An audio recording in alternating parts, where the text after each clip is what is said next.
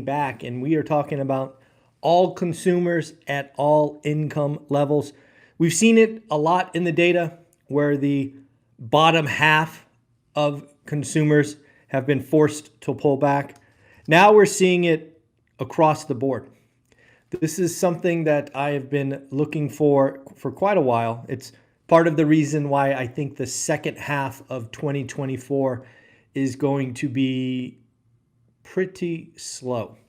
Yes, I do again think we will officially have a recession start either June or July of 2024. Of course, we won't know about that until Q1, perhaps early Q2 of next year, as all recessions are backwards dated. Let's talk about the news that came out in the last 24 hours because it really highlights that the economy is different today than it was even a year ago. Let's start with earnings from yesterday. Tesla did a beat on revenue, but missed on earnings. More importantly, Tesla, the car company, saw 7% drop in auto revenue.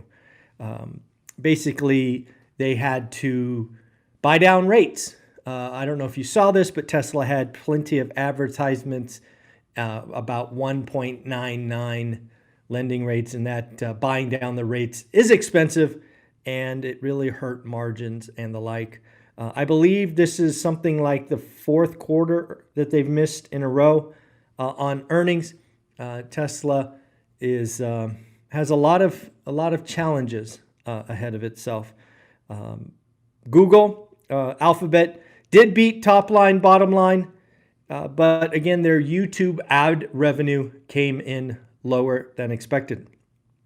So again, Tesla, we talked about, again, the high-end consumer that is the buyer of Tesla. If you look at the demographics, it's a tech worker, usually male. If you look at the data, they're pulling back. Now you have Google saying that YouTube revenue is pulling back. What does that mean? That means advertisers are pulling back. That is a sign of a recession when people start to cut back or become more efficient on their marketing.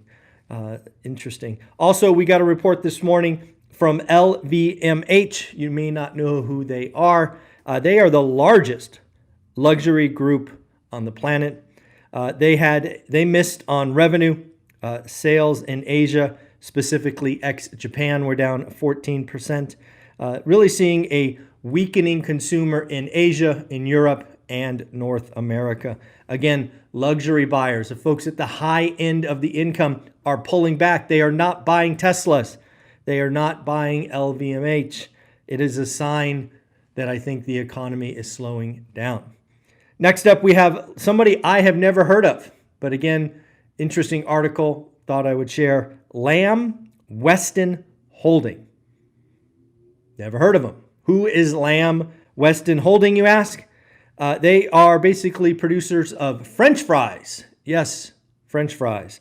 They missed on top line, bottom line, and cut expectations. Folks, when consumers are cutting out French fries from their Happy Meal or, I don't know, value pack, whatever it is, you know it's getting bad out there, right? When French fries are being sacrificed and you're not buying those, you know the economy is slowing down.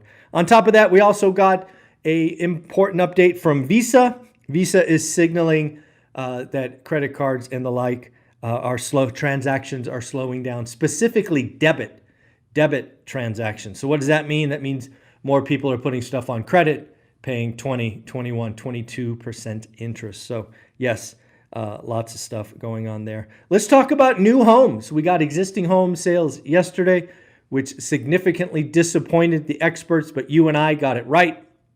It'll probably be worse this month, just so we can talk about that early. New home sales, again, lower than expected. The experts don't understand what is going on, folks.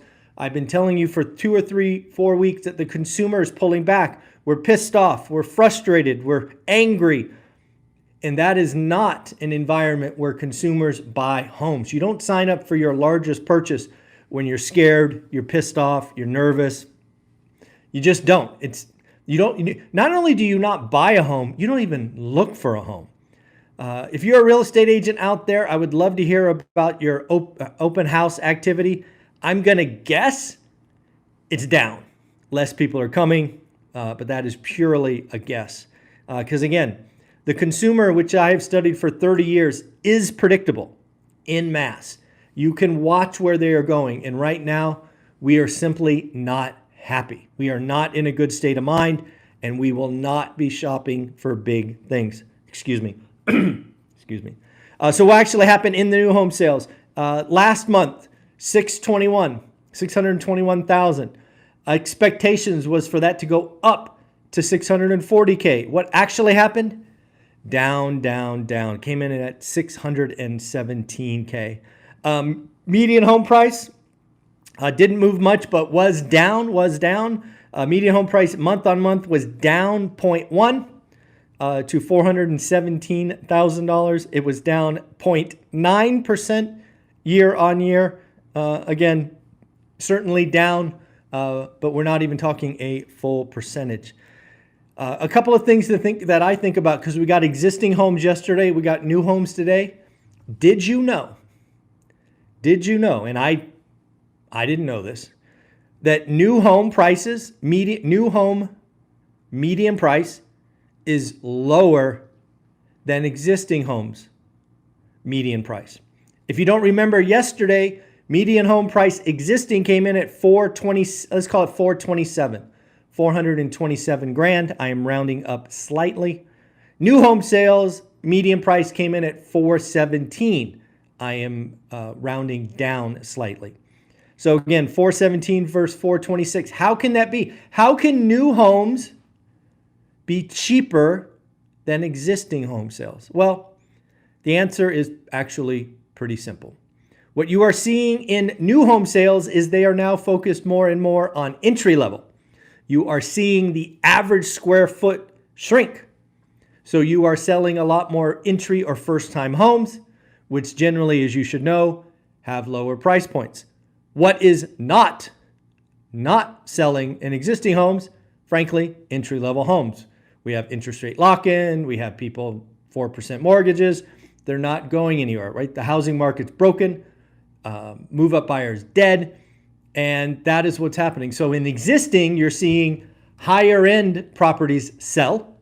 And in new construction, you are seeing smaller sell. So again, it is a very interesting environment where new home sales price is lower than existing home sales. That is not normal.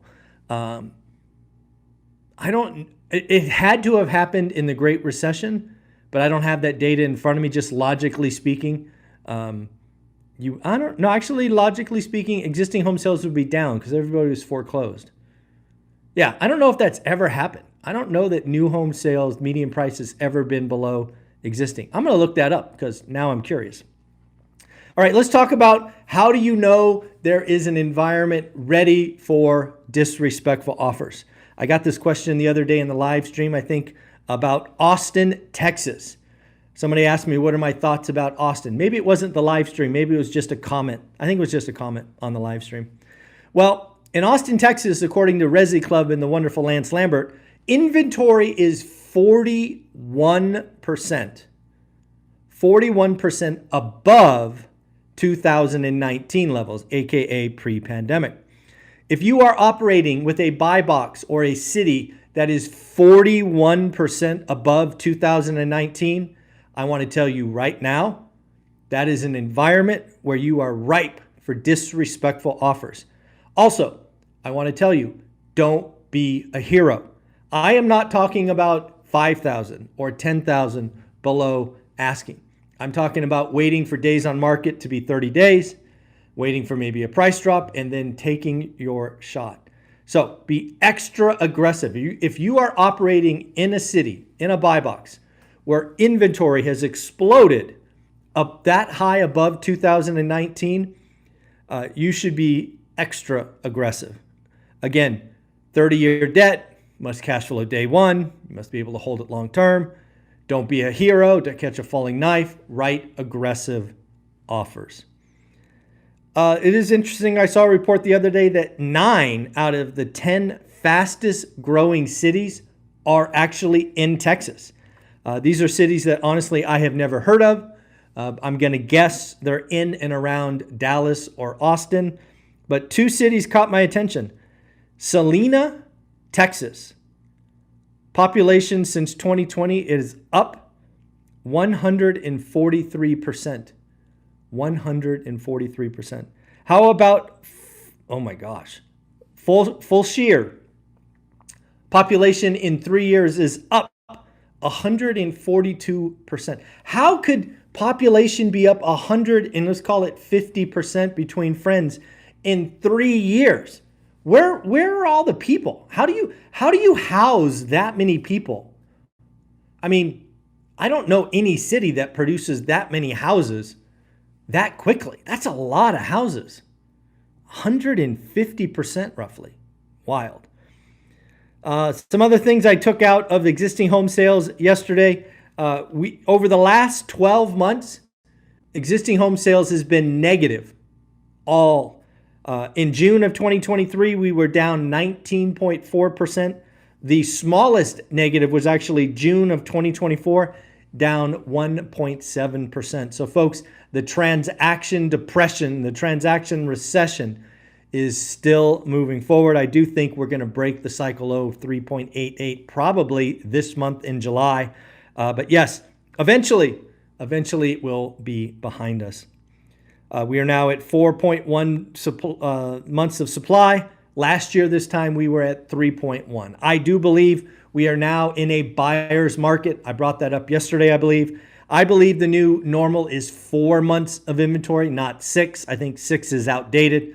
It's a cute saying that nobody ever questions themselves. I do now think 4 months is the number.